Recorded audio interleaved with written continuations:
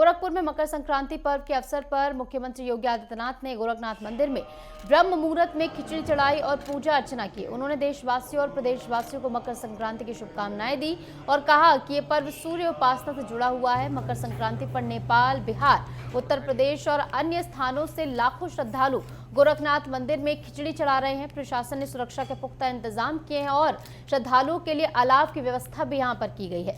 मुख्यमंत्री ने प्रयागराज में शुरू हुए महाकुंभ का भी उल्लेख किया, जहां लगभग 1.25 करोड़ श्रद्धालु संगम में स्नान करके पुण्य अर्जित कर रहे हैं। उन्होंने सभी से अपील की कि वे मकर संक्रांति के इस पर्व को आस्था के साथ मनाएं और धार्मिक स्थलों पर प्लास्टिक का प्रयोग न करें तथा स्वच्छता बनाए रखें।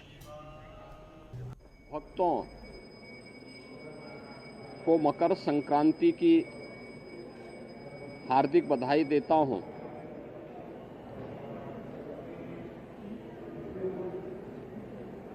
मकर संक्रांति भारत के पावन पर्व और त्योहारों की श्रृंखला का एक ऐसा पर्व है जो जगत पिता सूर्य के प्रति कृतज्ञता ज्ञापित करने का एक उत्सव है। पूरे देश के अंदर अलग अलग नाम और रूपों के आधार पर इस पर्व को सनातन धर्मावलंबी बड़ी श्रद्धा के साथ इस आयोजन के साथ जुड़ते हैं।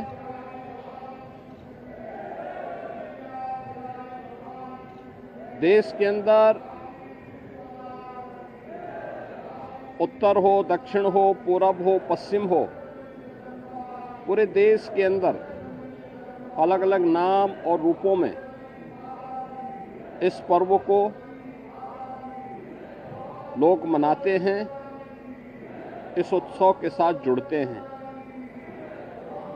उत्सव भारत की सनातन धर्म की परंपरा में आनंद के क्षणों को एकजुटता के साथ, एकता के साथ आयोजित करने,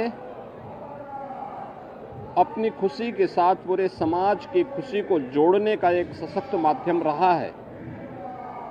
और उसी परंपरा के अनुरूप वहाँ की आवश्यकता, उस क्षेत्र विशेष की आवश्यकता के अनुरूप भारत की ऋषि परंपरा ने इन पर्वों और त्योहारों को वहाँ पर संयोजित किया। आज उसकी विराट रूप हम सबको देखने को मिलते हैं। पूरब में असम आदि में आप जाएंगे तो बिहू के रूप में, पंजाब की ओर जाएंगे तो लोहड़ी के रूप में, सुदूर दक्षिण में आप जाएंगे तो पोंगल के रूप में, बंगाल में या महाराष्ट्र में तिलवा संक्रांति के रूप में, उत्तर भारत में आएंगे तो खिचड़ी संक्रांति के रूप में इस महापर्व को आयोजित श्रद्धालु जन करते हैं। एक और हम लोग यहाँ पर महायोगी भगवान गोरक्षनाथ की इस पावन धरा पर देश के अलग अलग कोने से आए हुए श्रद्धालु जनों के साथ मिलकर के, इन लाखों श्रद्धालु जनों के साथ भगवान गोरक्षनाथ जी को आस्था की पावन खिचड़ी चढ़ाया जा रहा है। तो दूसरी ओर इस सदी का पहला महाकुंभ तीर्थपति प्रयागराज में प्रारंभ हो चुका है और आज पहला अमृत स्नान का पुण्य प्रारंभ हो चुका है। यानी महाकुंभ में के प्रति जो आकर्षण देश और दुनिया में देखने को मिल रहा है वो अद्भुत है, अकल्पनीय है। कल ही आपने देखा होगा प्रयागराज में लगभग 1.25 करोड़ श्रद्धालुजनों ने मां गंगा, यमुना और सरस्वती के पावन त्रिवेणी के संगम पे डुबकी लगा करके पुण्य के भागीदार बने। आज वहां पे पूज्य संतों की अगुवाई में लाखों की संख्या में कुछ ही देर में अखाड़ों का अमृत स्नान प्रारंभ होने वाला है और इसके साथ ही ब्रह्म मुहूर्त में 3 बजे से ही लाखों की संख्या में श्रद्धालुजन अभी से वहां डुबकी लगा रहे हैं, पुण्य के भागीदार बन रहे हैं। उसमें देश और दुनिया से आए हुए सनातन धर्मावलंबी तो हैं ही, साथ साथ सनातन धर्म के प्रति आकर्षित तमाम विदेशी श्रद्धालु भी इस महाकुंभ के साक्षी बन रहे हैं। महाकुंभ का आज ये द्वितीय स्नान है, लेकिन पहला अमृत स्नान जिसमें अखाड़ों की शोभा यात्रा निकलेगी, उनकी सवारियां निकलेंगी, यह भी आज महाकुंभ में होगा और इस प्रारंभ होने वाला है। प्रदेश के अंदर अलग अलग स्थानों पर इस अवसर पर पवित्र नदियों में, सरोवरों में स्नान, ध्यान, दान, पुण्य का कार्यक्रम बड़े उत्साह से प्रारंभ हो चुका है। ये मेरा सौभाग्य है कि मुझे अभी यहाँ पर भगवान गोरक्षनाथ की इस पावन स्थली पर बाबा के श्री चरणों में पावन खिचड़ी को चढ़ाने का अवसर प्राप्त हुआ है।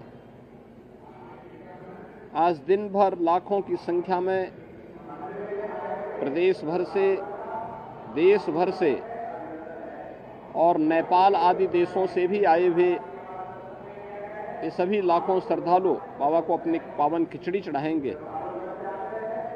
आपने देखा होगा कहीं भी कोई समस्या नहीं, श्रद्धालुजन बड़ी श्रद्धा के साथ अपनी आस्था की खिचड़ी चढ़ा रहे हैं और बाबा के प्रति अपनी श्रद्धा को व्यक्त कर रहे हैं।